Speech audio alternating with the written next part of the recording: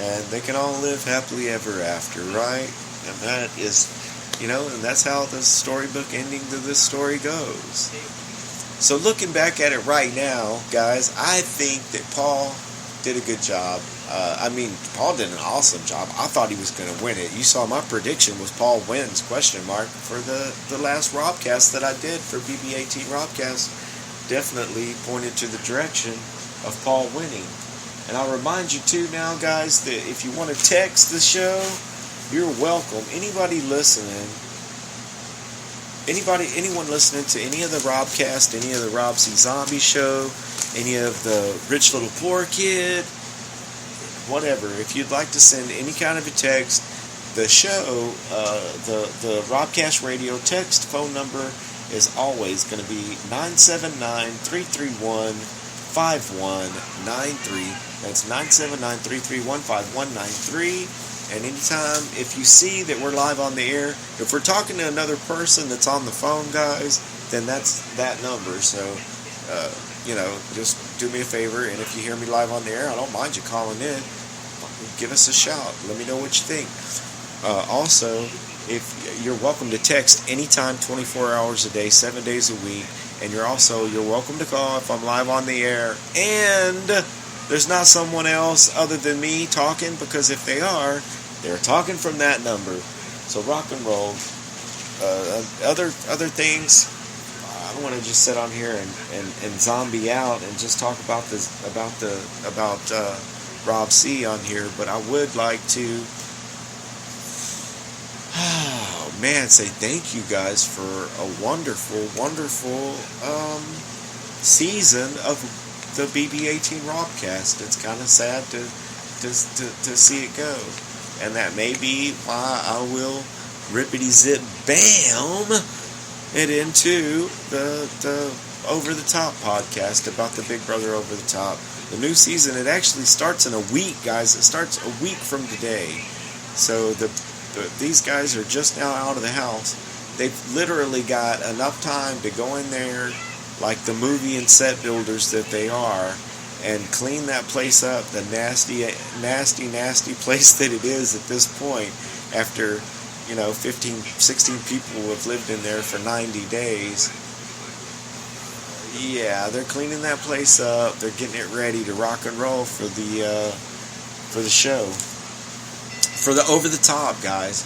And the point that I was trying to get to there is that I do have a point there, but if I keep combing my hair this way, that nobody will notice that point. No, the point. The Big Brother Over the Top podcast Robcast may or may not happen. Say if there are a few A-type personalities in there, it looks like it's going to be some good stuff, some taint slaps, some wild hot tub parties, that I might get down on it. Get down on it. Bow, bow, wow, wow. Get down on it. Anyway, there's no real protocol to the show. There's no real format to the show. And I was going to get on here. I've got a book here, if I can find it, that is the BB18 Robcast, the notes from the whole show.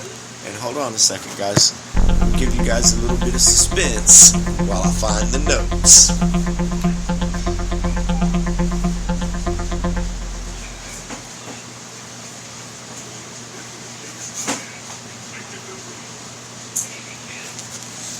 And I will, if I left out if there was any big news that I missed other than the fact that Nicole won. Victor was second place. My bad. Nicole Franzel wins Big Brother 18. Paul gets second place. Nicole, great job. She won $500,000. Paul gets second place. And also $50,000. And Victor Arroyo gets America's favorite player, America's choice. He got voted for America's favorite player.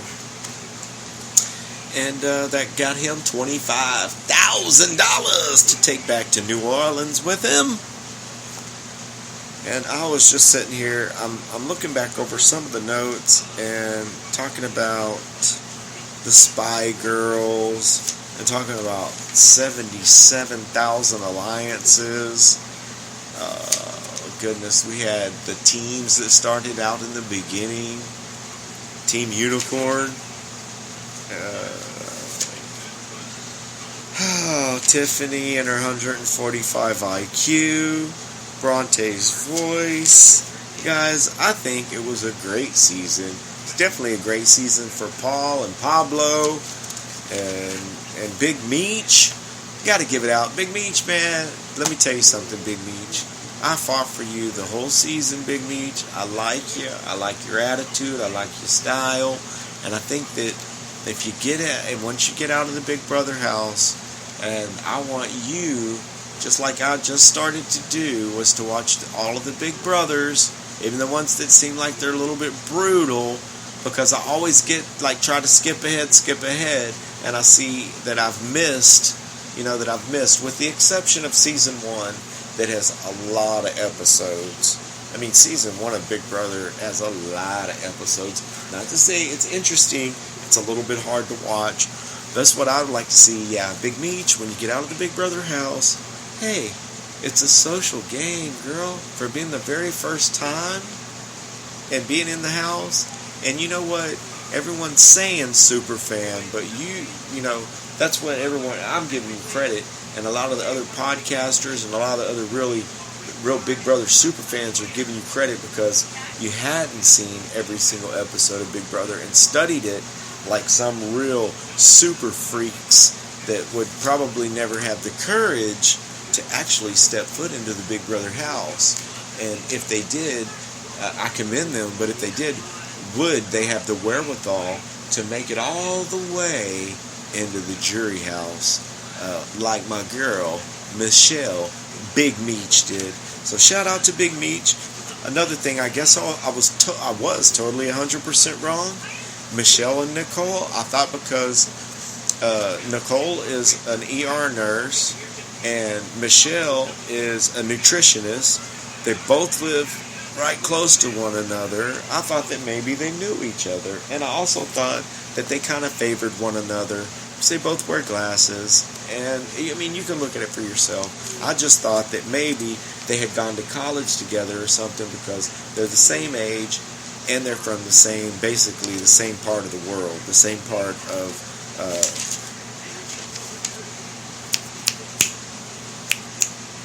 my Michigonian fans. Shout out Denny Ray, Michigonian fans from about the same part of Michigan. Paulie, I don't know. I bet his brother's proud of him. Corey's proud of Paulie at this point in the game. He did take the Derek plan and did what he could with it, man, to the best of his ability. Tiffany got as far as she could with her 145 IQ. Davon definitely got on TV any single time that you could say that Davon had the opportunity to be on film. Guess what? She was. Frank the Tank, he made it through, as far as he could.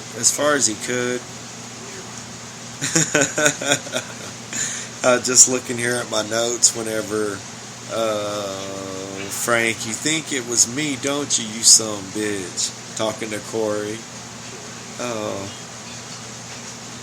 Anyway, whenever Frank was winning comps and telling everybody about him, I think that was your detriment, dude. Frank the Tank, man, he got in there, and I think he got just a little bit too cocky, or I don't know. He was like trying to, I don't know. What was the deal? I don't have to see. I think Frank just kind of let the monster get out of control. He let the monster out of the cage. Something like that.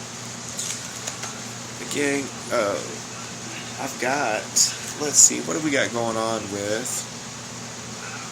Yeah, I was so excited, guys, and back whenever they broke the teams up, people had to start out this game playing in teams, and there was really, again, if you watch all of the very first season of Big Brother, it was the second season of Big Brother, whenever one person was going around talking about, forming an alliance between the guys. because he realized, I think he was in some kind of sales, but I think that, he definitely realized that if some of us team up, and we don't necessarily let everyone know, but if we form some sort of alliance, then we can have numbers, and control over, the other people. And that's just like,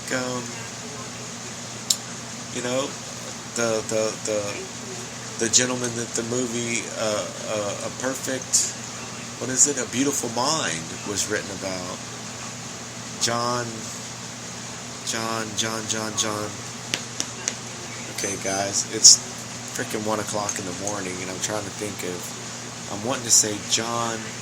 Anyway, the gentleman introduced a game theory that was like a mathematical equation that involved, instead of just wanting something for yourself, to involve other people into helping you require that. And it's some sort of a theory, guys. It's a mathematical theory, and it's John Anyway. John Anyway was a great mathematician that we all remember from his Nobel Prize that he got in 1994 for the work that he did in the late 70s. And I'm sorry that I can't think of his freaking name right now, but that's what the human brain does. Because normally you'll just look that up on your computer, right? Or ask someone. I would ask someone. It's 1 a.m. It'll freak out. It'll blink into my brain. But what I'm saying is that if you watch some of the older episodes, it lets you know kind of how all of the alliances and stuff like that originated.